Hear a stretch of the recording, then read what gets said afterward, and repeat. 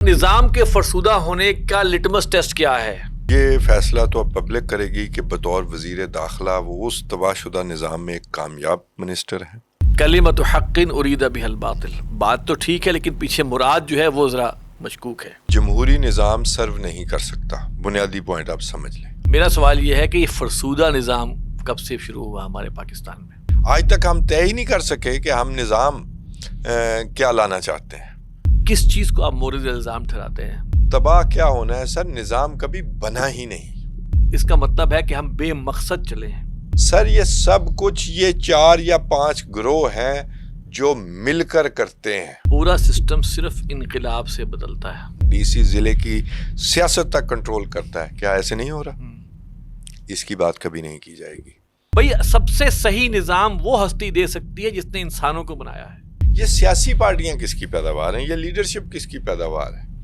اتحاد امت، بس یہی بات۔ یہ ہے وقت کی ضرورت۔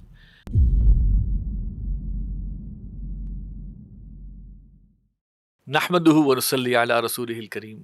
محترم ناظرین السلام علیکم ورحمۃ اللہ وبرکاتہ۔ زمانہ گواہ ہے پروگرام کے ایپیسوڈ گفت و شنید میں خوش آمدید۔ توصیف احمد خان صاحب ہمارے ساتھ ہیں۔ توصیف صاحب السلام علیکم۔ وعلیکم السلام۔ توصیف صاحب، آپ کو اطلاع دی جاتی ہے کہ ہمارے ملک کا نظام فرسودہ ہو چکا ہے، تباہ ہو چکا ہے، فرسودہ ہو چکا ہے، اور ہم اگر یہی نظام چلتا رہا تو اگلے 10 سال بعد بھی ہم یہی مسائل ڈسکس کر رہے ہوں گے۔ اور یہ بیان جو ہے بہرحال سب لوگوں کے سامنے آیا ہے۔ ہمارے ایک بہت اہم عہدے پر فائز جو ہیں عہدیدار، ان کی طرف سے بیان آیا ہے، اور وہ کہ کوئی کانفرنس ہی ہو رہی تھی جس میں انہوں نے بیان دیا، تو انہوں نے جتنے بھی کنسرنز اٹھائے اور جو بھی باتیں ہوئیں تو بظاہر ایسا ہی لگتا تھا کہ ان باتوں میں وزن ہے، اور لیکن کچھ سوالات پیدا ہوتے تھے کہ بھائی آپ کو بڑی جلدی خیال آیا، یا آپ تو بہت عرصے سے تھے، اور اب آپ یہ خیال جو آیا ہے اس کے پیچھے کیا مقاصد ہیں؟ کیونکہ عربی زبان میں ایک مقولہ بڑا اچھا ہے جو کافی فٹ ہوتا ہے، کلمۃ حق ارید بها الباطل، بات تو ٹھیک ہے لیکن پیچھے مراد جو ہے وہ ذرا مشکوک ہے۔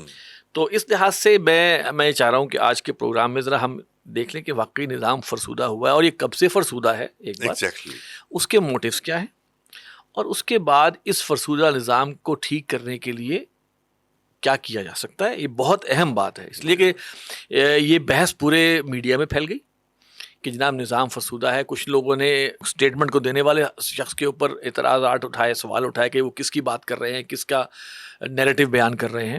کچھ نے کہا نہیں، بات ٹھیک ہے کہ اب اس معاملے پہ اگر واقعی حالات ایسے خراب ہیں تو پوری قومی کانفرنس بلانی چاہیے فلاں، اور بہت ساری باتیں ہوئی۔ ذرا ہم ڈسکس کرتے ہیں اس کے اوپر۔ سر، نظام کے فرسودہ ہونے کا لٹمس ٹیسٹ کیا ہے؟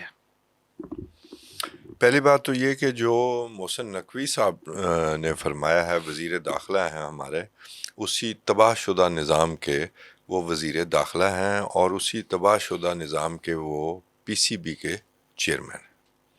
تو یہ فیصلہ تو اب پبلک کرے گی کہ بطور وزیر داخلہ وہ اس تباہ شدہ نظام میں ایک کامیاب منسٹر ہیں۔ اس نیشنل الیکشن پلان پر عمل درآمد میں کیا وہ کامیاب ہوئے ہیں؟ اور اسی تباہ شدہ نظام کا ایک حصہ اگر ہم سمجھ لیں کہ وہ بھی بچا ہوا ہے، تو کیا پی سی بی میں جو پاکستانی ٹیم یا پاکستانی کرکٹ جو کارکردگی دکھا رہی ہے وہ بھی ایک لٹمس ٹیسٹ ہے؟ نہیں، یہی صاحب ہمارے پنجاب کے وزیر میں اعلیٰ بھی ادھر بھی آ رہا ہوں، جی، ابھی ادھر بھی اسی تباہ شدہ نظام کے تحت محسن نقوی صاحب وزیر اعلیٰ بھی رہے ہیں، اور کافی عرصہ رہے ہیں۔ حالانکہ نگران دور تھوڑا ہوتا ہے لیکن وہ کافی عرصہ بھی رہے ہیں، اور اسی تباہ شدہ نظام کی بدولت مجھے کوئی ڈاؤٹ نہیں ہے کہ تباہ شدہ نظام ہے۔ وہ وزیر اعلیٰ رہے ہیں، وہ وزیر داخلہ بنے ہیں، وہ سینیٹر بنے ہیں، وہ پی سی بی کے چیئرمین بنے ہیں۔ ٹھیک ہو گیا، ٹھیک ہے، اسی تباہ شدہ نظام کی وہ پیداوار ہے۔ ٹھیک، اب یہ نظام تباہ کیسے ہے؟ مجھے تو کوئی شک نہیں ہے کہ تباہ ہے، کیونکہ اگر اس طرح جو ہے وہ لوگ پیدا ہوں گے تو میں بالکل اس کو ڈاؤٹ کروں گا۔ یعنی جمہوری نظام سرو نہیں کر سکتا، بنیادی پوائنٹ آپ سمجھ لیں۔ دوسرا یہ ہے کہ یہ کیونکہ یہ نظام تباہ ہو چکا ہے، لیکن ہم اسی نظام میں بیٹھیں گے اور ہم بتائیں گے نظام تباہ ہو چکا ہے، اور اس نظام کی جو تباہی ہے اس کے اگینسٹ جو آپ نیا نظام بتا رہے ہیں، اس کا صرف انہیں اتنا پتہ ہے کہ انتظامی یونٹ، صوبے ہی کہہ لیں نا، یا صوبے، انہوں نے ایسے لفظ یوز کیا، یہ بھی ایک ویگ سی ٹرم یوز کی ہے، تو وہ بنا دیے جائیں تو مسائل حل ہو جائیں گے. ٹھیک ہے. اب جو اسٹیٹسٹکس ہیں، گورننس کی جو ریکوائرمنٹ ہے نا، وہ بڑی ڈفرینٹ ہوا کرتی. انڈیا کا سب سے ترقی یافتہ صوبہ ہے یو پی، اتر پردیش. آپ کو پتہ ہے اس کی آبادی کتنی؟ It is equal to Pakistan. Governance issue ہے. چائنا کے 6 اسٹیٹس جو ہیں وہ کوئی 18 کروڑ کی ہے، کوئی 12 کروڑ کی ہے، کوئی 14 کروڑ کی ہے. It's all about good governance sir. ٹھیک ہے. گڈ گورننس کا بنیادی جو جزو ہے اس کی بات کوئی نہیں کرے گا، کیونکہ بتایا ہی اتنا گیا ہے کہ آپ نے یہ کہنا ہے کہ صوبے بن جائیں تو مسائل حل ہو جائیں.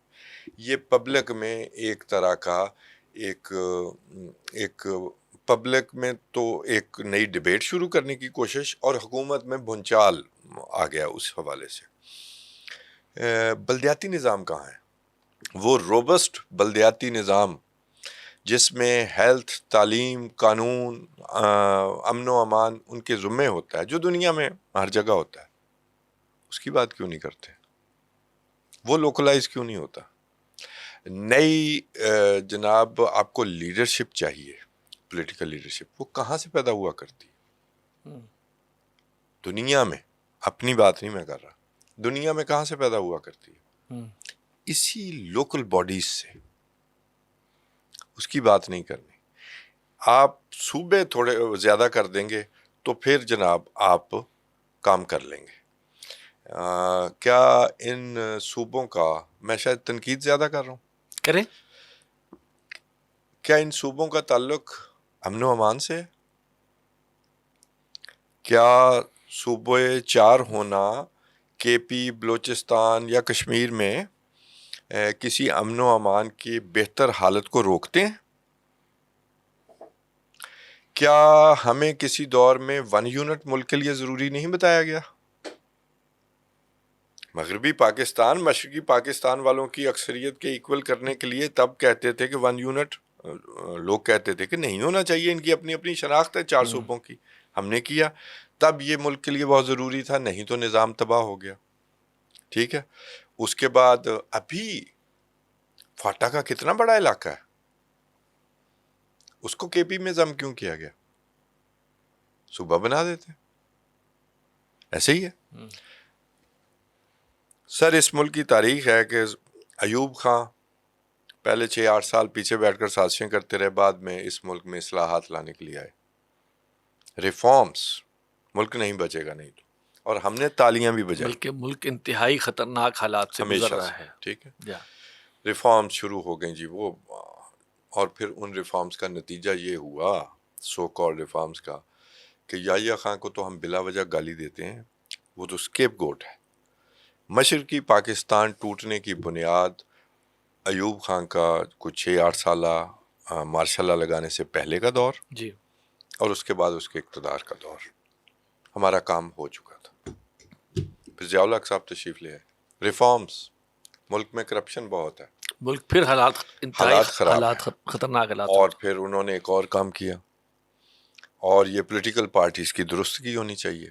اچھا ایک چیز ہے جس بات کی میں آپ کو بتاؤں، یہ تمام ڈکٹیٹرشپس نئی لیڈرشپ پیدا کرنے کے لیے تاکہ وہ ان کو سہارا دے سکے، یہ لوکل باڈیز کے الیکشن کرواتے رہے. یہ ان کا احسان ہے، حالانکہ ان کا کام نہیں تھا، وہ اپنے حلف کی بھی خلاف ورزی کرتے رہے، لیکن یہ ان کے دور میں ہوتے رہے لوکل باڈیز کے الیکشن.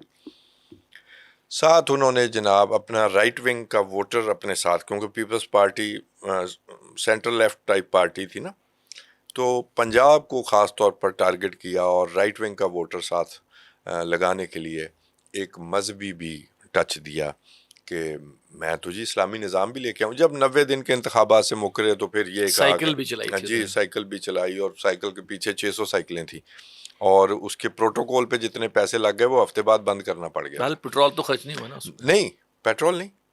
اس کے پروٹوکول پہ جو گاڑیاں چل ٹھیک رہی ٹھیک تھیں ٹھیک ان کی حفاظت کے لیے، وہ ایک اور تماشا تھا. تو وہ اسلامی ٹچ بھی چلا، رائٹ ونگ کو بڑے اچھے طریقے سے وہ کیپچر کرنے میں بھی کامیاب ہو گئے. بعض لوگ کہتے ہیں کہ شاید وہ اسلامی نظام کبھی بھی نہیں، جو بندہ اپنا حلف توڑ کے آیا ہے پہلے تو اس کا محاسبہ وہاں ہونا ہے. ٹھیک ہے، اسلامی نظام تو وہاں سے شروع ہوتا ہے. تو وہ بیچ گئے، تب بھی ریفارمز آئی تھیں بہت ساری، ریفارمز کے نام پر اپنے مخالفین. پھر آئی مشرف کا بھی ڈیولوشن پلان بڑا اچھا تھا. ٹھیک ہے، ٹرکل ڈاؤن. تو ڈیولوشن پلان.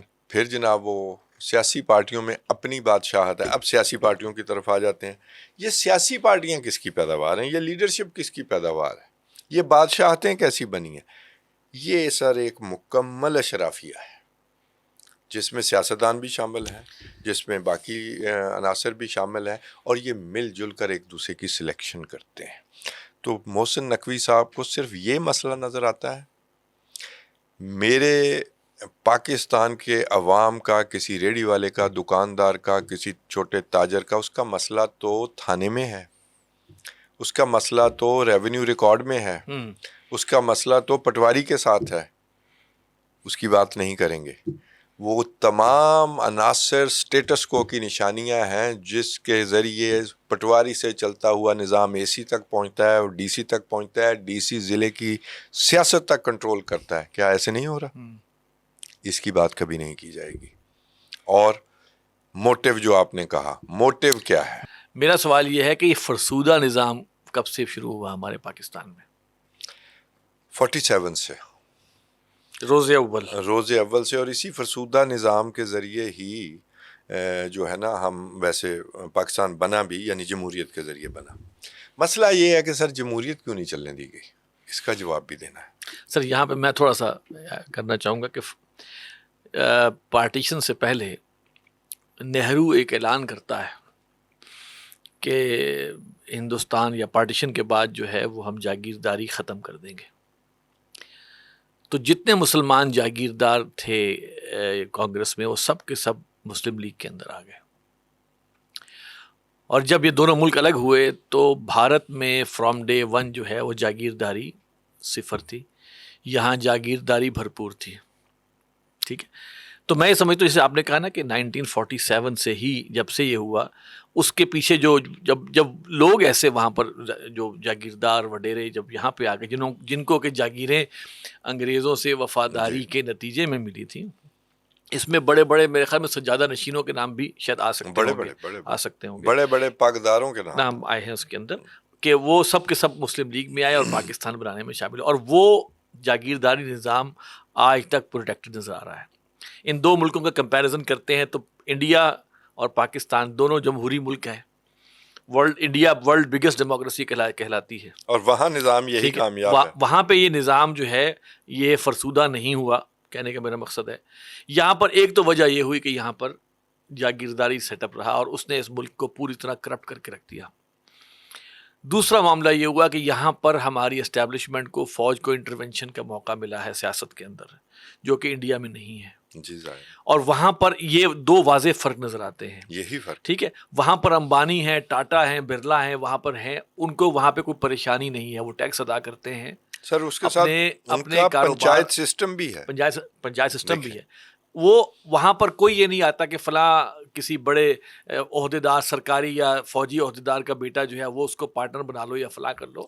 یہ چیزیں، یا کوئی جرنیل صاحب کو لے آؤ. یہ فیض حمید صاحب نے بڑے بڑے شاندار مثالیں قائم کی ہیں، اللہ تعالیٰ بہت ساروں نے قائم کی ہیں، بہت سو نے کی ہیں. ٹھیک ہے، اور ہر ایک نے اپنے اپنے ہاتھ میں چلے جائیں، کسی نے کم نہیں کی. تو سر یہ اتنے 47 سے لے کے آج جا کر ایک وزیر کو یا ایک عہدیدار کو خیال آ رہا ہے ملکی نظام فرسودہ ہو گیا. سر بات یہ ہے کہ جس مقصد کے لیے پاکستان بنا تھا اس مقصد کی طرف اگر نہیں بڑھے تو وہ اس کا مطلب ہے کہ ہم بے مقصد چلے ہیں. جی بالکل، ٹیڑھ پہلے دن سے موجود ہے. آپ اس میں دائرے کا سفر دیکھتے ہیں، 47 سے چلے ہیں، آج 2026 ہے. کیا ہم وہیں کھڑے ہیں؟ ہم آج بھی اپنے نظام کے بارے میں فیصلہ کر رہے ہیں. آپ ذرا اندازہ تو کریں، آج تک ہم طے ہی نہیں کر سکے کہ ہم نظام کیا لانا چاہتے ہیں. کبھی یہ نہیں کامیاب، کبھی وہ نہیں کامیاب. ٹھیک ہے، پولیٹیکل پارٹیز بادشاہتیں بنی ہوئی ہیں. اسی وجہ سے تو کوئی ریزالو نہیں دے سکتی. اور آپ یہ دیکھ لیں کہ ہم 3 جگہوں پہ میں تیسرے کو بھی محاذ سمجھتا ہوں. کشمیر میں ہمارے لیے ہمارے دشمن نے محاذ کھولا ہے جی جی اور ہمارے سادہ لوگ استعمال بھی ہوئے ہیں ظاہر ہے یہاں کے, لیکن دشمن احمق ہوگا اگر وہ وہاں کام نہیں کرے گا. کے پی بلوچستان میں دہشت گردی سے ہم نمٹ رہے ہیں, اور وہ دہشت گردی میں کیا ہے معاملہ بیسک دونوں جگہ پہ قوم پرستی والا. ہم کس وقت یہ کہ جی صرف صوبے بڑے ہو جائیں, زیادہ ہو جائیں, انتظامی یونٹ ہو جائیں تو مسئلہ حل ہو جائے گا. کتنا سادہ سا ہے یہ معاملہ, اتنا سادہ ہونے کی وجہ سے ہی ڈاؤٹ فل ہے کام. بالکل. اچھا, اس میں جو ایک اور اہم سوال یہ پیدا ہوتا ہے سر کہ یہ بات ریئلائز ہو گئی کہ فرسودہ نظام ہے اور جہاں پہ چلے تھے وہیں پہ کھڑے ہیں, بلکہ اس سے نیچے پہنچ چکے ہوئے ہیں, اور امن و امہ کی صورتحال آپ نے بتائی ہے. کس چیز کو آپ مورد الزام ٹھہراتے ہیں؟ میں نے کہا نا, ہم نے 2 چیزیں تو ہمیں فگر آؤٹ کی ہیں, جاگیرداری نظام اور اسٹیبلشمنٹ کا عمل دخل, جو کہ پھر وہی اسٹیبلشمنٹ وجہ بنی ہے کچھ سیاستدانوں کو پیدا کرنے کا, بالکل ان کو پروان چڑھانے کا, ان کو تختہ اقتدار پہ بٹھانے کا, ان کو تختہ اقتدار سے اتارنے کا, ان کو پھانسی تک بھی پہنچا دینے کا, تختہ دار تک. تختہ اقتدار سے تختہ دار تک لے جانے کا. یہ 2 ایلیمنٹس تو سامنے آ گئے ہیں. آپ کے خیال میں کوئی اور ایلیمنٹ بھی ہے؟ نہیں, بہت سارے ایلیمنٹ ہیں. آپ دیکھیں نا, آپ نے جب یہ ملک بنایا تو کچھ اس ملک کے لوگوں کے ساتھ کچھ وعدے بھی کیے تھے, تو مین ایلیمنٹس تو یہی ہیں. ایک بھی وعدہ نہیں پورا ہوا. نظام تباہ کیا ہونا ہے سر, نظام کبھی بنا ہی نہیں. پولیٹیکل پارٹیز خود سے فلورش کر ہی نہیں سکتی, کوئی لیڈر خود سے بن نہیں سکتا. میرے خیال سے فلرش کرنے دی بھی نہیں گئی. جی جی ایسی میں اس کا اس مطلب میں یہی ایک تو ایلیمنٹ, اچھا اس میں بھی ہم 2 چیزوں کو ہم مورد الزام ٹھہرائیں گے. ایک تو ہم نے کہا نا کہ اسٹیبلشمنٹ کے انٹرفیئرنس رہی ہے, دوسرا موروثی سیاست. اچھا وہ بھی میں عرض کرتا ہوں. موروثی سیاست, اسی لیے میں یہیں پر آپ کی بات دیکھیں, موروثی سیاست جو ہے ایک تو تھرڈ ورلڈ کا فنومینا بھی ہے. دوسرا تھرڈ ورلڈ میں جو معاملات خراب ہوتے ہیں نا, یہ میں کسی کو جسٹیفائی نہیں کر رہا, اس کی وجہ سے بھی موروثی سیاست آگے بڑھتی ہے. پاکستان کے حوالے سے آپ دیکھ لیں سر, جب کوئی لیڈر گرفتار ہوتا ہے, مقدمے میں ہوتا ہے, پھانسی پر چڑھنے والا ہوتا ہے یا چڑھ جاتا ہے, کوئی نہیں نکلتا سوائے سادہ لو کارکنوں کے یا اس کے گھر والوں سے. اچھا اگر وہ جیل میں ہے, اسے چھڑوانا ہے تو اس کے گھر والوں نے ہی نکلنا ہے, تو تب جا کر کو اس تحریک میں جان پڑتی ہے. تو خود بخود سسٹم, وہ جو جس کو کہتے ہیں سسٹم, اس ملک میں کبھی سسٹم نہیں بنا ہے, یہ جھوٹ ہے. یہ کوئی مکس سا کام بنا کر انگریز کا بنایا ہوا نظام چلایا جا رہا ہے. آج بھی وہی ڈی سی, میں جس کی طرف اشارہ کیا, پٹواری, تحصیلدار, وہی کچھ ہے, اور انہی کی ایکسپلائٹیشن ہے, انہی کے ذریعے سیاست چلتی ہے, انہی کے ذریعے لوگ تھانے کی سیاست کے ذریعے لیڈر بنتے ہیں. ایسے ہوتا ہے کہ نہیں؟ تو سر وہ جو ہے نا, بیٹے بیٹیاں, مائیں یا بیگمات, وہ نکلتی ہیں سڑکوں پر تو پھر کوئی بیل آؤٹ پیکج ملتا ہے. یہ بھی ایک ساتھ ایڈ کر لیں. اچھا, اس میں اب ایک سٹیپ آئیے کہ سر ہم چونکہ مسلمان بھی ہیں, اور ہم جب پیدا ہوتے ہیں تو ہماری کان میں اذان بھی دی جاتی ہے, اور ہم دنیا سے جاتے ہیں تو تب بھی ایک نماز پڑھی جاتی ہے, تو گویا ہم ایک اذان اور ایک نماز کے بیچ میں ہیں. جی بالکل. ٹھیک ہے, تو وہ جو ایلیمنٹ ہے اس کو ہم بالکل بھول جاتے ہیں. قرآن مجید میں ہے کہ اعوذ باللہ من الشیطان الرجیم بسم اللہ الرحمن الرحیم, ظہر الفساد فی البر والبحر بما کسبت ایدی الناس. بر و بحر میں فساد پیدا ہو گیا بسبب لوگوں کے اپنے کسب کے, لوگوں کے ہاتھوں کی کمائی کے. لیذیقہم بعض الذی عملوا, تاکہ ہم بعض کو مزہ چکھائیں ان کے عمل کا, لعلہم یرجعون, شاید کہ وہ لوٹ آئیں. پھر ایک اور جگہ اللہ تعالیٰ فرماتا ہے افتؤمنون ببعض الکتاب وتکفرون ببعض, کیا تم کتاب کے کچھ حصے کو مانتے ہو کچھ کو نہیں مانتے ہیں. فما جزاء من یفعل ذلک منکم الا خزی فی الحیاۃ الدنیا, تو نہیں ہے بدلہ اس کا جو ایسا کرے سوائے اس کے کہ دنیا میں ذلیل و رسوا کر دیا جائے. ویوم القیامت یردون الی اشد العذاب, قیامت کے دن دردناک عذاب میں ڈال دیا جائے. اچھا اب سر آئیں ذرا, پاکستان کلمے کی بنیاد پہ بنا, جی, اور اللہ سے رو رو کے دعائیں مانگیں کہ یا اللہ ایک ہمیں خطہ زمین عطا فرمائے جہاں پہ کہ ہم تیری عبادت کر سکیں. عبادت انفرادی طور پہ بھی ہوتی ہے, اجتماعی طور پہ بھی, اور اللہ تعالیٰ قرآن میں فرماتا ہے کہ ہم نے ان جنوں اور انسانوں کو نہیں پیدا کیا سوائے اپنی بندگی کے، وما خلقت الجن والانس الا لیعبدون. تو مسلمان ہونے کا اور پھر اس کے بعد کہ ہمارے نعرے میں اور ہمارے وجہ بنیاد میں کلمے کا ہونے کا ایک تقاضا تو یہ بھی تھا نا کہ جب ہم یہاں پاکستان میں اگر آئے ہیں تو اللہ کا دین بھی قائم ہو جو کلمے کی بنیاد ہے. مسجدیں بھارت میں ہیں، ہندوستان میں بھی مسجدیں تھیں اور آباد تھیں، اور آج بھی ہیں اور آباد بھی ہیں. وہاں پر روزے رکھنے پہ کوئی پابندی تو نہیں ہے. یہاں پہ اور وہاں پہ پھر فرق کیا تھا؟ جو قربانی دی گئی لاکھوں لوگوں کی وہ کیا تھی؟ ٹھیک ہے، وہ جو مقصد تھا جس مقصد کے لیے یہ ملک بنایا گیا کہ اللہ کے احکامات کی یہاں پر سربلندی ہوگی، اللہ کے خلاف کام نہیں ہوگا. ہمارا آئین بھی بول پڑا no legislation can be done repugnant to Quran and Sunnah, یہ ہماری آئین کی دفعہ ہے. ٹھیک ہے، اور اس کے ساتھ جو سلوک کیا گیا. تو یہ ساری کی ساری چیزیں وہ ہیں کہ سر عذاب اور کس کو کہتے ہیں. ہم اصل میں دنیاوی زندگی میں کاز اینڈ ایفیکٹ کے اتنے قائل ہو چکے ہیں کہ ہم ڈیوائن انٹرونشن کو بھول چکے ہیں. ٹھیک ہے، لیکن پھر بھی بہرحال مسلمان ہیں تو پھر بھی پانی پیتے ہوئے بسم اللہ پڑھتے ہیں، دوائی کھاتے ہوئے اللہ شافی کرتے ہیں، بھلے ہمارا ایمان اتنا گہرا ہو نہ ہو لیکن ہم پھر بھی کرتے ہیں. تو یہاں پہ کیوں ہم نہیں سمجھتے کہ یار یہ اس وقت جو حالات ہمارے ہوئے ہیں، نظام فرسودہ چلتا آ رہا 70-75 سال سے، اس کی اور کوئی وجہ نہیں ہے کہ ہم نے اللہ ہی کی باتوں ہی کی خلاف ورزی کی ہے. ہم نے کس ایماندار اور بندے کو عہدے دیے ہیں؟ کتنے ایمانداروں کو ہم نے عہدہ دیا ہے؟ ہم نے کتنے بے ایمانوں کو سروں پہ بٹھا کے رکھا ہوا ہے؟ ہم نے اس ملک کے اندر معاشی نظام کے اندر ہم نے سود کو گھسا کے رکھا ہوا ہے، اس کے بغیر چل نہیں رہا، اس کے بغیر چل نہیں سکتا وہ قول ان کے. ٹھیک ہے، ہمارے سیاست میں ہمارے ہاں اللہ تعالیٰ کہیں پہ نہیں پایا جاتا، معیشت میں ہمارے ہاں اللہ تعالیٰ کہیں نہیں پایا جاتا، اور معاشرت میں ستر و حجاب کے احکامات اور بے حیائی اور بے راہ روی جو اس ملک کے اندر پیدا ہو رہی ہے، تو کیا عذاب نہیں ہوگا؟ پہلی قومیں کیوں ہلاک کی گئی تھیں؟ ان میں تو ایک ایک گناہ تھے. ٹھیک ہے، ان میں رسول آئے، انہوں نے رسول کی نافرمانی بھی کی، لیکن گناہ جو تھے ان کی پاداش میں ان کو ہلاک کیا. قرآن مجید بولتا ہے. تو اس ایلیمنٹ کو ہم کیوں مس کر جاتے ہیں کہ دیکھیں یہاں پر جو لوگ بھی صاحب اقتدار بنے، جو بدنیتی سے جاگیردار یہاں آئے، انہوں نے بدنیتی قائم رکھی، وہ معاشرہ ان کے خلاف کھڑا نہیں ہوا. جنہوں نے اپنے عہدوں کا ناجائز استعمال کیا، جو اللہ کے حکم کے صریحاً خلاف ورزی، جنہوں نے لوگوں کی زمینیں کھائیں، لوگوں کے حقوق کھائے، کیا ہم نے ان کو ووٹ نہیں دیے؟ بالکل. کیا ہم نے ہمارے عام لوگوں نے ان کے لیے جانیں نہیں دی؟ بالکل. تو اللہ کو اور اللہ کے رسول کو جو ہم نے اٹھا کے پس پرش نہیں رکھا ہوا، ہم نے اس شخص کو ووٹ دیا ہے جو تھانے میں جا کے میرا غلط کام جائز کروا سکے. جی بالکل.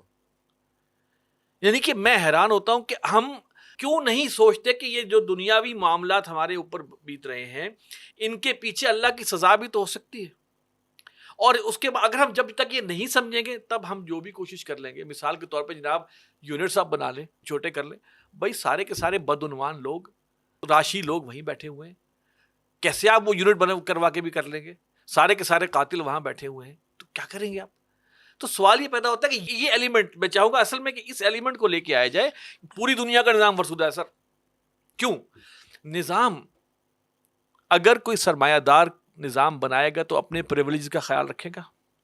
اگر کوئی مزدور نظام بنائے گا تو وہ اپنے اس کا مفادات کا خیال رکھے گا، دوسروں کو کروائے گا.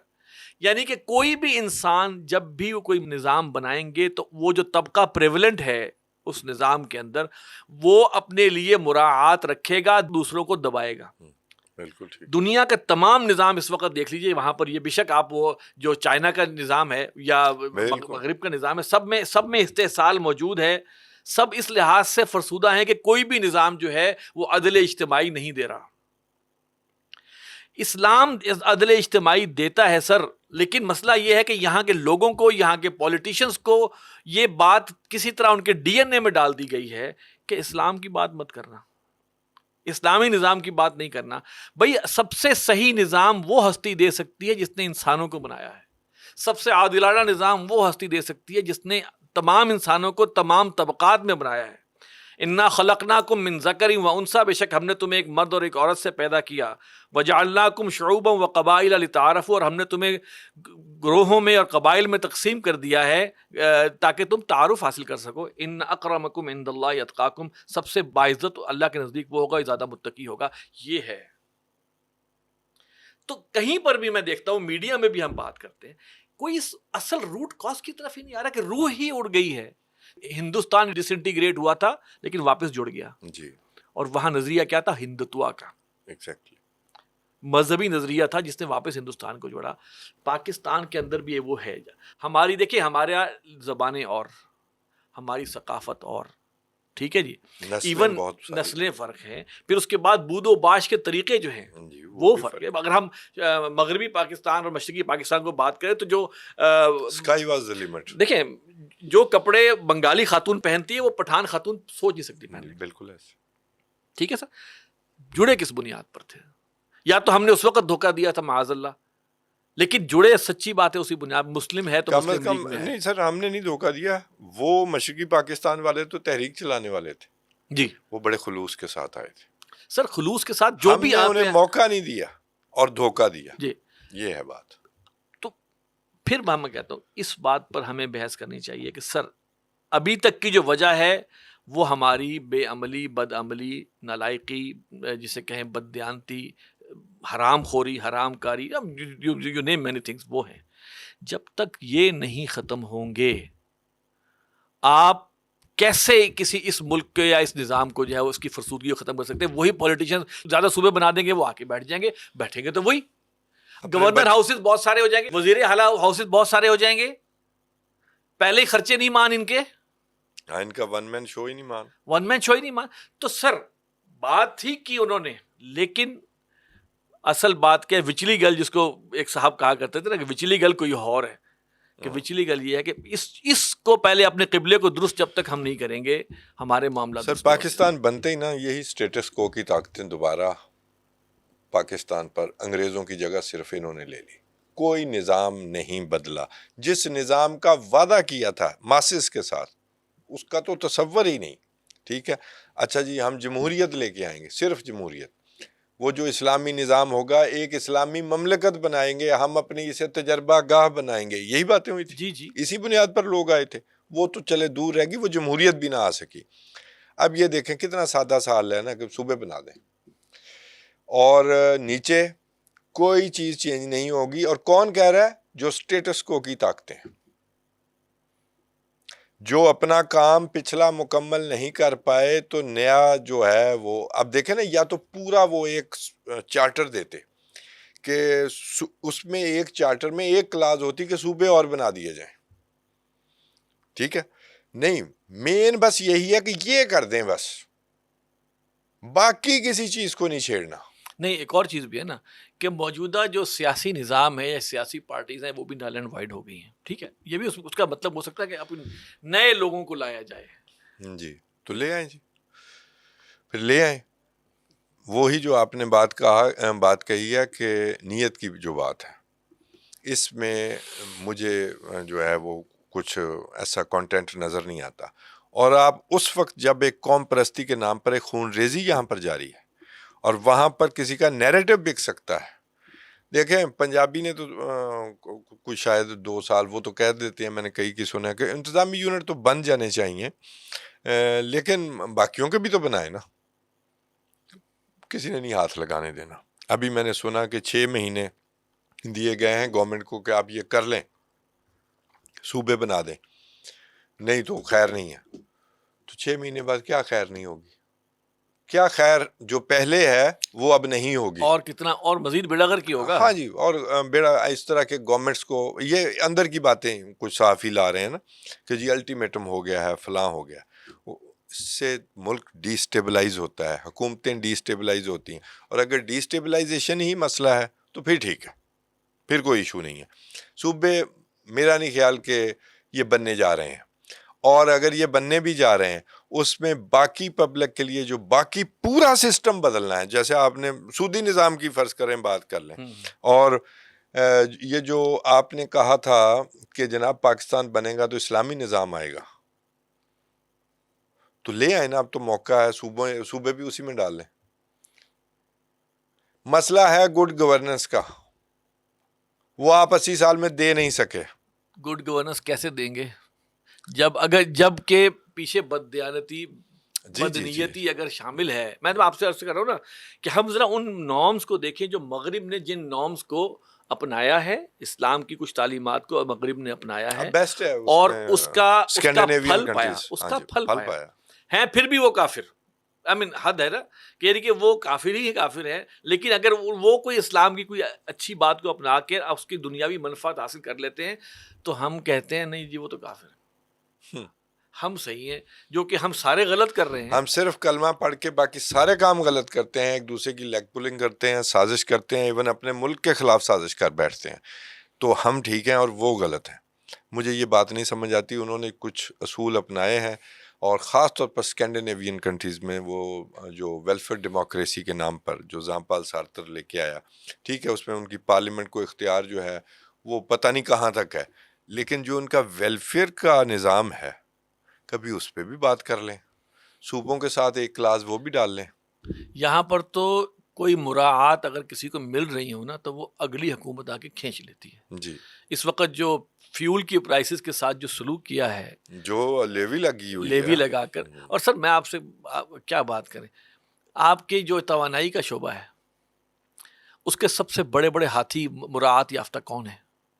یہ پاور پلانٹس. آپ ان کی بھی کیوں بات نہیں کرتے کبھی بھی نہیں کریں گے کہ جناب ان کو بھی ختم کیا جائے؟ میں یہی تو کہہ رہا ہوں. یعنی کہ آپ عجیب سی ایک رائے دے دیتے ہیں کہ صوبے ختم کر. بھائی یہ جو بیٹھے ہوئے ہیں جو کہ عوام کا خون نچوڑ رہے ہیں، وہ جو اکنامک سمٹ کروا رہے تھے، سوری ٹو کٹ یو، وہ جو اکنامک سمٹ کروا رہے تھے، یہ وہ 100-200 لوگ ہوتے ہیں. میرے اور آپ کے پاس تو ڈالر نہیں ہوتے، جو ڈالر کی بھی شارٹیج کرتے ہیں، جو اپنی شوگر میں دہاڑیاں لگاتے ہیں، جو اپنی سیمنٹ میں دہاڑیاں لگاتے ہیں، جو اپنے بجلی میں لگاتے ہیں. کوئی بجلی میں دہاڑیاں لگاتا ہے، بغیر جو ہے وہ اپنا پاور پلانٹ چلائے دہاڑی لگاتا ہے. کس کی مدد سے چلاتے ہیں وہ یہ سارا کام؟ حکومتوں کی مدد سے. سر دس از سیٹ آف اشرافیہ.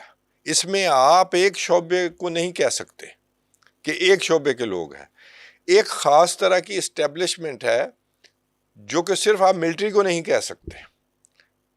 یہ سب لوگ اس کا حصہ ہے. میں آپ کو ایک لطیفے کی بات بتاتا ہوں. جب بھی کوئی نیا آرمی چیف آتا ہے، یہی 200 لوگ، وہ جو بڑے، یہ اکنامک کانفرنسز بھی مجھے یاد ہے جنرل باجوہ کے دور میں بھی اکنامک کانفرنسز ہوا کرتی تھی، مشرف کے دور سے یہ شروع ہوئی ہیں. اچھا، یہ کمال لوگ ہیں، کمال ٹیکہ لگاتے ہیں پاکستان کو. ایک یہ ٹیکنوکریٹس اور ایک یہ جناب کانفرنسز انہی کے اشارے پہ کرواتے ہیں. اور وہاں پر یہ وزیر اعظم کو مل کے، یہ میں 3 دفعہ تو دیکھ چکا ہوں، تو انہوں نے کہا جی وزیر اعظم اور وزیر خزانہ سے ملاقات کے بعد ہماری تسلی نہیں ہوئی، ہمیں گارنٹیز جو ہے نا وہ آرمی چیف دیں تو پھر کریں گے. اب بتائیں آرمی چیف کا اکانومی سے یا فائنینشیل ایشوز سے، وہ بھی گورنمنٹ لیول پہ کیا کام کروائی جاتی ہے جی ملاقات. اور وہاں پر یہ لوگ ایک دوسرے کے اوپر چڑھ رہے ہوتے ہیں یہ بتانے کے لیے کہ سر نیا آرمی چیف جو بھی آیا ہو، سر اب آپ آ گئے ہیں، اب آپ نے ہمیں کہہ دیا ہے، اب آپ دیکھیے گا ہم اس ملک میں کیسے ترقی کی راہیں کھولتے ہیں، اب آپ کو ہم ڈالر بھی پکڑ کے دکھا دیں گے. یہ میں ابھی ریسنٹ بات کر رہا ہوں جب ڈالر شارٹ ہوا تھا، یہی چہرے تھے. اور ان کو وہ محسن نقوی کہہ رہے تھے کہ بھی آپ چندہ دیتے ہیں ان پارٹیز کو. محسن نقوی کو پتہ ہے کہ چندہ کیسے دیا جاتا ہے اور کیوں دیا جاتا ہے. تو یہ سیٹ آف اشرافیہ ہے. ایک دوسرے سے مل کے شوگر کی امپورٹ کی اجازت دی جاتی ہے، پھر شوگر شارٹ ہو جاتی ہے اور پھر گورنمنٹ کے ساتھ 130 روپے طے ہوتی ہے اور پھر یہاں پر بھی شوگر 200 روپے کلو ہو جاتی ہے. ہر سال ہوتا ہے نا یہ فراڈ.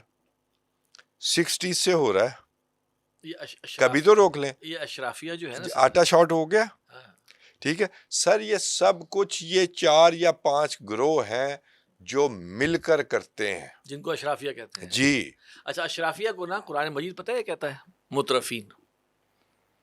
مترفین مراعات یافتہ طبقے. جی بالکل. اچھا، قرآن مجید میں اللہ تعالیٰ فرماتے ہیں وَإِذَا أَرَدْنَا أَن نُهْلِكَ قَرْيَةً، جب ہم ارادہ کرتے ہیں کسی قریہ، کسی بستی کو تباہ کرنے کا، امرنا مترفیہا ففسقوا فیہا، تو ہم کھلی چھوٹ دے دیتے ہیں وہاں کے اشرافیہ کو، پھر وہ اس میں کھلی لوٹ مار کرتے ہیں. وَحَقَّ عَلَيْهَا الْقَوْلُ، پھر ہمارا قول حق ہو جاتا ہے، ہماری بات سچ ہو جاتی ہے، یعنی کہ وہ پھر ہمارا فیصلہ سچ ہو جاتا ہے. فَدَمَّرْنَاهَا تَدْمِيرًا، تو ہم ان کو پٹخ دیتے ہیں، اس قریے کو پٹخ کے اس جگہ تباہ کر دیتے ہیں. سر یہ ہے مترفین. میں آپ کو نا ان کی جو یہ بزنس مافیا اور یہ سارے مل کر جو سمٹس آرگنائز کرتے ہیں نا، سارے سسٹم کا مجھے پتہ ہے. آپ کو ایک لطیفے کی بات بتاؤں. ابھی ایران میں جنگ لگی ہوئی ہے، سیمنٹ کی کچھ پرائس اور اوپر چلی گئی ہے، کوئی 15-20 روپے. یہ مجھے کسی نے بتایا ہے. کیوں چلی گئی ہے؟ کہ اٹ از ایکسپیکٹڈ کہ ایران میں سیمنٹ جائے گا. ابھی گیا نہیں ہے، آپ اندازہ کریں. لیکن میں اس میں آپ کو ماضی میں لے کے جاتا ہوں کہ یہ کس طرح اس ملک کو لوٹ رہے ہیں یہ سب مل کر، اور ہمیں یہ بیچ رہے ہیں. مشرف کا دور تھا، سیمنٹ کی بوری سر 600 روپے کی ہو گئی. تو یہ کسی بات پر نہیں ہے. سیمنٹ کا بھی کارٹیل بنا ہوا ہے، جی 3-4 گھر ہیں وہ مل کر فیصلہ کرتے ہیں. تو وہ کیا کہتے ہیں جی، ایکسپورٹ کی اجازت امپورٹ کی اجازت مل گئی کہ آپ امپورٹ کر سکتے ہیں سیمنٹ. وہ جو باہر سے آنے والا سیمنٹ ہے وہ تقریباً 170 روپے کا ہمیں سیمنٹ کا بیگ ملنا شروع ہے. یہ میں مشرف کے دور کی بات کر رہا ہوں. یہ تمام سیمنٹ فیکٹریاں والے 150 میں بیچنا شروع ہو گئے تھے. یہ مجھے بہت اچھی طرح یاد ہے. اس طرح لوٹنے کا عمل جاری ہے. یعنی دنیا میں کہیں یہ مائنڈ سیٹ نہیں ہے کہ 15 سے 20% سے زیادہ پروفٹ کمایا جائے، لیکن یہ کر لیتے ہیں. پھر ان کو ایسی سمٹس کروانی پڑتی ہیں. یہ سب کچھ کرنے کے لیے یہ سمٹس کروانی پڑتی ہیں. پھر وہاں سے یہ بیان دلوایا جاتا ہے. میاں عامر صاحب اس کے خاص طور پر پروپوننٹ ہیں کہ جی صوبے اور ہونے چاہیے. تو ابھی آپ باقی صوبوں سے کروا لائیں، پنجاب سے بعد میں کروا لیجئے کہ پنجاب تو پہلے بھی ہوا تھا. نان سٹیک ہولڈر ہیں وہ اس کام میں. یہ وہ مراعات یافتہ لوگ ہیں کہ جس میں ایک اور شخص بھی ہیں کہ جی یہ سسٹم، ابھی بھی انہوں نے کہا کہ یہ سسٹم، ہاں جی وہ صحیح کہتے ہیں نقوی صاحب، یہ سسٹم تباہ ہو گیا. بھئی اس سسٹم کا تباہ ہونے کا سب سے فائدہ جو ہے وہ آپ کو ہوا ہے، آپ لوگوں نے کیا ہے. اگر یہ سسٹم نہ تباہ ہوا ہوتا تو دریائے راوی کا راستہ روک کر آپ نے ہاؤسنگ سوسائٹی بنائی ہے، اس کے اندر آپ جیل میں ہوتے. لہٰذا پورا سسٹم چینج کرنے کی بات کبھی نہیں ہوگی. جو چیز جس وقت 1 یونٹ سے لے کر 32 صوبے بنانے تک کا سفر ہے، پورا سسٹم صرف انقلاب سے بدلتا ہے جی، الیکشن سے نہیں بدلتا. سر اصلاحات سے بھی ہو الیکشن میں جاتا ہے. سر میں آپ سے عرض کر رہا ہوں نا کہ اب پورے سسٹم کی بات کر رہے ہیں. اصلاحات بھی پورے سسٹم کو نہیں بدلتی. ہاں وہ تو گریجول پروسیس. ٹھیک ہے، یہ انقلاب ہی سے بدلتا ہے. اور یہ حالات میں کہنا چاہ رہا ہوں کہ یہ لوگ جو ہیں مترفین جو ہیں وہ حالات اس طرف لے کر جا رہے ہیں کہ عوام جو ہے اس کے اندر مزید جیسے اشتعال، غصہ اور وہ پیدا ہو رہا ہے. اور پھر بہرحال انڈیا میں ایک دکھایا، کاکروچ پارٹی بھی ایک نکلی. ابھی اس کاکروچ کا لفظ بھی ہمارے نقوی صاحب نے بھی لیا. کاکروچ پارٹی نکلی اور اس نے آگے کچھ تھوڑا سا اپنا طاقت دکھائی ہے. تو یہ اس ملک کے اندر جو پورا جہاں پر کہانی لے کے جائی جا رہی ہے سر، چہرے بدلنے سے کچھ نہیں ہوتا جب تک کہ نظام نہیں بدلا جائے. اور ہمارا نظام جو ہے وہ ناانصافی پر مبنی نظام ہے فرام ڈے ون. اور دیکھیں، میں والد محترم ڈاکٹر صاحب احمد رحمۃ اللہ علیہ کہا کرتے تھے کہ اگر ہم نے اپنا نظام وہ نہ کیا جس بنیاد پر، جس وجہ سے ہم نے اس ملک کو بنایا تھا، تو پھر ہم کبھی بھی مستحکم یا ترقی کی راہ پر نہیں چل سکتے، بلکہ الٹا ہو سکتا ہے معاملہ. 80 سال میں آپ اپنا نظام انصاف نہیں بنا جی، میں سکتے. آپ کسی غریب آدمی کو کہیں تو صحیح کہ تھانے میں جا کر شکایت کر دے یا عدالت چلائے، اس کی جان نکل جائے گی. آپ انصاف نہیں دے سکے تو باقی چیزیں آپ لوگوں نے کیا دینی ہے. اور صرف صوبے بنانے سے. اب دیکھیں، اب اس گفتگو میں ہم نے اس بات پر تو پورا کر دیا کہ جناب یہ پاسبل نہیں ہے. لیکن کیا پاسبل ہے؟ کیا انتخابات دوبارہ کرا دینا، صوبے زیادہ بنا دینا؟ کہ انتظامی لحاظ سے اگر نیتیں ٹھیک ہوں تو انتظامی لحاظ سے چھوٹے صوبے فائدے مند ہیں. اگر مشینری ٹھیک ہو، اگر مشینری کرپٹ ہے تو پھر آپ ایک صوبہ بنائیں یا 50 صوبے بنائیں. اس کو آپ اور طرح لے لیں. ٹھیک ہے، اگر گورننس ٹھیک ہو اور گراس روٹ لیول تک ٹھیک ہو تو پھر صوبے بنانے کی ضرورت نہیں. میں کہہ رہا ہوں پھر بھی چلیں لسانی بنیاد پہ کر دیں. اگر پیچھے موٹیو ٹھیک ہے، پیچھے بنیاد ٹھیک ہے تو آپ کیجئے، اس میں آسانی پیدا ہوتی ہے. اتنے بڑے صوبوں کو مینج کرنا انتظامی لحاظ سے ناممکن ہوتا ہے، یہ اپنی جگہ حقیقت ہے.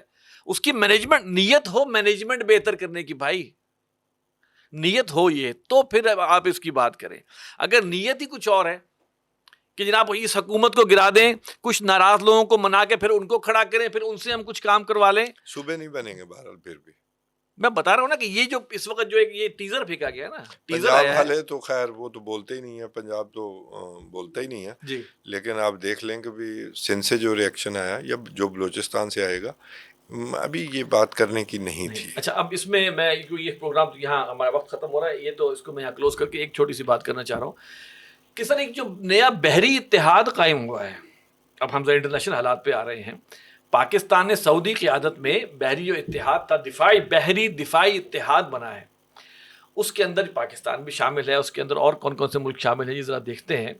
ترکی ہے, کویت ہے, بحرین ہے, قطر ہے, اردن ہے, مصر ہے, جبوتی ہے, صومالیہ ہے, بنگلہ دیش ہے, سوڈان ہے, اور کافی سارے اور ملک بھی شامل ہیں. ہاں امریکہ اس میں شامل نہیں ہے سر. یہ اتحاد جو بن رہا ہے یہ حوثیوں کے خلاف شاید کام کرے گا, اور اگر ایران نے نہیں, آپ ایسے کہیں نا باب المندب کی حفاظت کے لیے, ریڈ سی کی حفاظت کے لیے. باب المندب کے ساتھ ساتھ آپ کا کیا خیال ہے یہ جو ہے؟ سر ہاتھی کے پاؤں میں سب کا پاؤں آ گیا نا, ریڈ سی میں کہاں ہے مسئلہ, باب المندب پہ ہی ہے نا, تو پھر نام لینا تھوڑا ضروری تھوڑی ہے. ٹھیک ہے, میں سمجھتا ہوں کہ اس میں یہ جو اگر یہ اتحاد بنا ہے تو ایک طرح سے تو یہ بہرحال اس اتحاد کو چاہیے کہ پہلے نیگوشیشن یا کسی کہنے بات چیت کر کے نیگوشیشنز کس چیز کی مجھے یہ بتائیے, چلے ہم اس پر بات کر لیتے. رستہ بند نہیں کرنا, دیکھیں نا, میں کروں بات, عرض کروں. 2014 سے لے کر آج تک یمن کی بلاکڈ ہے. ایک تاریخی حقیقت بتا دوں اگر طوالت نہ ہو, 1990 میں صدام حسین نے حملہ کیا کویت پر, تب وہاں پر یمن کے علی عبداللہ صالح صدر ہوا کرتے تھے, وہ بھی عامر تھا, وہ نظام بدلنے آیا تھا پھر صدر ہی رہا. تو پہلی دفعہ ہوا یہ کہ وہ ہی واز ویری کلوز ٹو سعودیہ اینڈ امریکہ. تو اس نے کہا شاید دنیا چینج ہونے والی ہے, صدام نے کویت پر قبضہ کر لیا, اور افواہ یہ تھی کہ بھی صدام کو مشورہ جو ہے وہ امریکہ نے دیا تھا. تو یہ سلامتی کونسل کا غیر مستقل رکن تھا اس وقت یمن بھی اور کیوبا بھی. جیمز بیکر واز وزیر دفاع, تو وہ ان سے ملا, اس نے کیوبا والوں کو بھی تھوڑا سا کہا, کیوں کیوبا پر زیادہ زور نہیں چلتا تھا, تو انہوں نے اسے کہا کہ بھی ساری دنیا ہمارے ساتھ ہے, تو آپ کے کوئی غیر مستقل رکن ہونے کے طور پر کوئی مسئلہ بھی ایسا نہیں بنے گا, لیکن آپ انسان بنیے گا اور وہاں ووٹ کرنا ہے. سر ہوا یہ کہ وہ کیا کہتے ہیں کہ بھی بس ایک قدم غلط پڑا تھا راہ شوق میں, پھر دیر تک منزل ہمیں ڈھونڈتی رہی. یمن نے ووٹ دے دیا صدام کے حق میں. ایک دن کے اندر اندر 20 لاکھ یمنی جو ہیں وہ وہاں سے نکال دیے گئے سعودیہ سے, اور وہ ان کے ہاں ایک وہ کٹ ٹائپ کوئی چیز ہے وہ کھا کے وہ گزارا کرتے رہے, کارڈ بورڈ کے اور ٹینٹوں کے گھروں میں رہتے ہیں وہ تب سے. اور پھر یہ ہوتی بھی آ گئے, پھر ایک اور پراکسی آ گئی, اس کو سعودیہ کی حمایت حاصل تھی, پھر علی عبداللہ صالح کی بھی فورسز تھیں, اس کو ملک چھوڑنا پڑا, سعودی عرب میں وہ قتل ہو گیا. اب 3-4 وہاں پر, پھر سعودی عرب اور UAE کا مسئلہ ہو گیا, 2 بن گئیں. تب سے حالات خراب ہیں, وہ بھوکوں مر رہے تھے. پھر یہ ہوتیوں کو جناب ہاتھ ایران کا مل گیا, یہ تگڑے ہونے شروع ہوئے. 2014 سے بلاکڈ جاری ہے, ان کا بلاکڈ ہے, اس کی وجہ سے انہیں مشکلات ہیں. پھر اب جب ہوتی گئے تھے یہاں پر ایران, تو ان کا واپسی جو اڑا دیا گیا, تو انہوں نے کہا سعودیہ نے حملہ کیا, تو انہوں نے بھی بلاکڈ کا اعلان کیا. ٹھیک ہے, اس کا جواب اب جو ہے آیا ہے, سعودیہ اور USA نے مل کر وہاں پر حملے کیے. ٹھیک ہو گیا, دونوں مسلم ممالک ہیں. اسٹریٹ آف ہرمز امریکہ اور اسرائیل سے نہیں کھلی. یہ جو ان میں سے بعض ممالک ہیں صرف رونق بڑھانے کے لیے ان کا نام ہے. اس میں جو مشہور ہیں ممالک جو واقعی ممالک ہیں وہ پاکستان ہے, ترکی ہے, اور اس میں یورپی ممالک بھی شامل ہوئے ہیں. یہ کوئی 43 ممالک ہیں, باقی تو سوڈان, یمن, یہ کیا بیچتے ہیں, یا ان کی حکومتیں اس طرح. تو حل بڑا سیدھا سا ہے. بالکل ایران نے اشارہ کرایا ہوگا ہوتیوں کا, لیکن ایران اور سعودیہ کی چین نے صلح بھی تو کروائی ہے نا. آپ نے کیوں اڈے دیے تھے اس جنگ میں؟ ٹھیک ہے, ان کی بلاکڈ کھولے, ان کے ساتھ تعلقات ٹھیک کریں. اب دیکھیں نا, صرف بلاکڈ اب حملہ یو ایس اور سعودیہ نے نہیں کیا. سعودیہ کی جو حمایت یافتہ پراکسی ہے, میں اس کا نام بھول رہا ہوں, اس نے بھی اٹیک کیے ہیں اور اس نے بھی شاید کچھ علاقہ بھی ہوتیوں سے قبضے میں لیا ہے. ٹھیک ہے, تو سر برادرانہ مسلم ممالک والی بات یہ ہے کہ آپ بیٹھ کر بات کر لیں. آپ ان سے لڑنا چھوڑیں, وہ آپ سے لڑنا چھوڑیں. ہم ہوتیوں کو بھی کہتے ہیں کہ آپ بھی اپنی, یہ فرقہ وارانہ تقسیم بھی ہے, اور یہ اس سے بڑی آرٹیفیشل تقسیم کوئی نہیں ہے مسلمانوں کے لیے.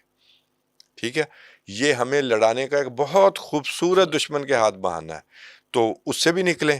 اصل میں پیچھے معیشت ہی ہوتی ہے, اصل میں اپنا مسل ہوتا ہے. فزیکلی ملٹریلی سعودی عرب ہر طرح سے طاقتور ہے, لیکن سعودی عرب باب المندب نہیں کھلوا سکتا, جو میں نے اشارہ کیا. تو باب المندب اسی طرح کھلنی ہے. اچھا میں آپ سے کروں, دیکھیں اب پتہ آپ کو کہ تنظیم اسلامی نے 31 جولائی سے لے کر 21 اگست تک ایک کیمپین شروع کی ہے پورے پاکستان میں, اتحاد امت.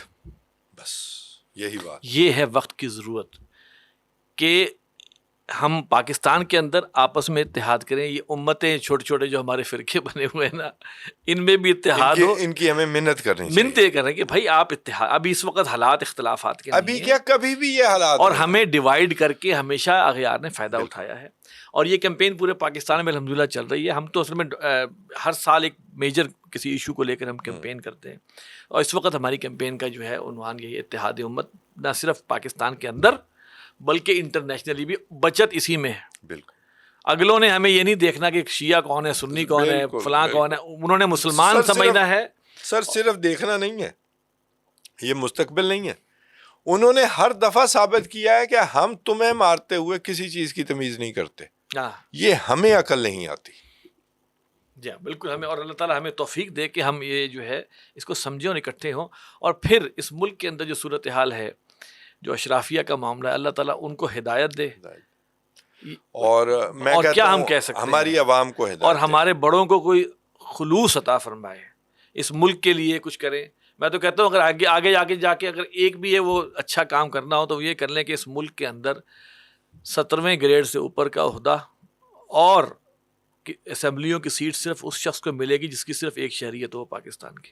جی بالکل بالکل, جس کے ڈوول نیشنلٹی نہ ہو. یہ کیا ڈرامہ ہے, ٹھیک ہے, یہ ہم نے کیا ڈرامہ بنایا. میں آپ کو یہ اتنا بڑا ایک وہ ڈائلیما ہے کہ یہ پاکستان ہے چگنے کی جگہ اور جمع کرنے کی جگہ. ہر ایک کی جو جس کے پاس ڈوول نیشنلٹی ہے وہ اس ملک سے باہر ہے. یہاں کھاؤ, لوٹو کھسوٹو, جو مرضی کرو, عوام پر سختیاں جتنی مرضی کرو. اور وہ اللہ توفیق دے کوئی ایسا ریفرینڈم کرایا جائے نا کہ ڈوول نیشنلٹی والوں سے کہا جائے بھائی جان آپ باہر رہ کے انجوائے کریں. اس ملک کے جو نظام کار کے اندر جو ہے نا وہ آپ بالکل جو ہے نا وہ آپ کی وہ نہیں ہے ویلیو. سر یہ معاملہ بڑا سیدھا سا ہے, میرا تو موقف اس میں بڑا اسٹریٹ ہے. جب آپ نے باہر کی بھی نیشنلٹی لے لی, ملکہ وکٹوریہ کے ہاتھ پر آپ نے بیعت بھی کر لیا کہ ہم آپ سے وفادار رہیں گے, تو ہمیں تو کوئی اعتراض نہیں, آپ ایک ملک کے شہری رہیں. یہ ایک دو ملکوں میں یہ ڈرامہ ہوتا ہے, وہ اسرائیل میں بھی یہی کچھ ہوتا ہے, اور یہ ہمارا یہ ختم ہونا چاہیے. سوال کا جواب دیں, بڑا سخت سوال ہے. جب وہ یہ بیعت کر لیتے ہیں چاہے وہ امریکہ کی ہو, تو پھر اس بیعت کو پورا وہ کرتے ہیں. بالکل, اور کم از کم ہمیں تو خبردار رہنا چاہیے. ٹھیک ہے, پھر وہ اس بیعت, مجھے کوئی ایک آپ گواہی دے دیں کہ انہوں نے اس بیعت کو پورا نہ کیا اور یہاں کی شریعت کو پورا کیا. اللہ معاف کرے. اتنے محب وطن ہوں تو بڑے بڑے سوکھے لوگ بھی تو گئے ہیں نا, اپنے بچے پہلے بھیج دیتے ہیں, خود بعد میں چلے جاتے ہیں, تو وہ پھر پاکستان میں رہتے. تو میرا تو بالکل یہ ایمان نہیں ہے کبھی یہ ایسے لوگوں کو ہم اپنے سروں پہ بٹھائیں. وہ ہمارے شہری ہی نہیں ہے. میرا تو سیدھا سا موقف ہے. بہت شکریہ توصیف صاحب. ناظرین, یہ تھا ہمارا پروگرام, تھوڑا سا نظریاتی نوعیت کا تھا, لیکن بہرحال کبھی کبھی ہم نظریاتی گفتگو کو بھی اس میں لے کے آتے ہیں. اس پروگرام کے بارے میں ہمیں رائے ضرور دیجیے گا. کمنٹس میں آپ ہمیں رائے دے سکتے ہیں, سوال کر سکتے ہیں, آپ ہمیں ای میل کر سکتے ہیں. ہمارا ای میل ایڈریس ہے media@tanzeem.org. اگلے پروگرام تک کے لیے مجھے اور توصیف احمد خان صاحب کو اجازت دیجیے. السلام علیکم ورحمۃ اللہ وبرکاتہ.